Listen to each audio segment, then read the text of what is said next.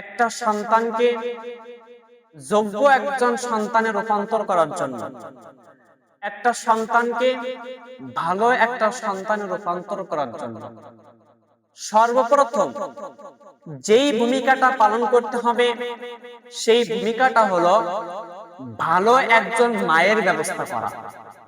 কারণ মা যদি ভালো হয় সন্তান অবশ্যই ভালো হবে। এজন্য সন্তানকে ভালো করার জন্য ভালো একজন মায়ের ব্যবস্থা করতে হবে। আর এই যে ভালো একজন মায়ের ব্যবস্থা করতে হবে, এই দায়িত্বটা হচ্ছে পিতার দায়িত্ব। কারণ পিতাকে এমন একজন নারীকে বিবাহ করে তার ঘরে নিয়ে আসতে হবে, সেই নারী যেন যোগ্য একজন মা হতে পারে, সেই নারী যেন দিনদার একজন মা হতে পারে, সেই নারী যেন এমন একজন মা হতে পারে, সেই নারী তার সন্তানকে লালন পালন করে সুন্দর ভালো দিনদার একটা সন্তান তৈরি করবে।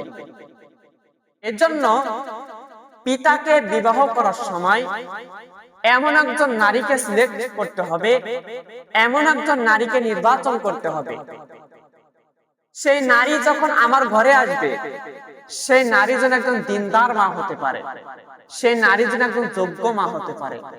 এজন্য পিতাকে বিবাহ করার আগে ভেবে চিন্তে এমন একটা নারীকে বিবাহ করতে হবে। এবার আসুন আমরা কেমন নারীকে বিবাহ করব। এটা আমার মতন ছোট হুজুরের বলা লাগবে না। ১৫০০ বছর আগে বড় হুজুর মুহাম্মদ সাল্লাল্লাহু আলাইহি ওয়াসাল্লাম তিনি বলে গিয়েছেন, তিনি বলেছেন তোমরা এমন নারীকে বিবাহ করো যেই নারীর মধ্যে ৪টা গুণ থাকবে। এবার আসুন আমরা এই ৪টা গুণ হাদিসের মধ্য থেকে জেনে আসি। আল্লাহর নবী বিশ্ব নবী সাল্লাল্লাহু আলাইহি ওয়াসাল্লাম তিনি বলেন তুনকাহুল মারআতু আরবা, মেয়েদেরকে ৪টা জিনিস থেকে বিবাহ করা হয়। ১ নম্বর হলো লিমালিহা, মেয়ের বাবার ধন দৌলত। ২ নম্বর হলো ওয়ালি হাসাবিহা, মেয়ের বংশমর্যাদা। ৩ নম্বর হলো ওয়ালি জামালিহা, মেয়ের রূপ সৌন্দর্য। ৪ নম্বর হলো ওয়ালি দিনিহা, মেয়ের দিনদারিতা।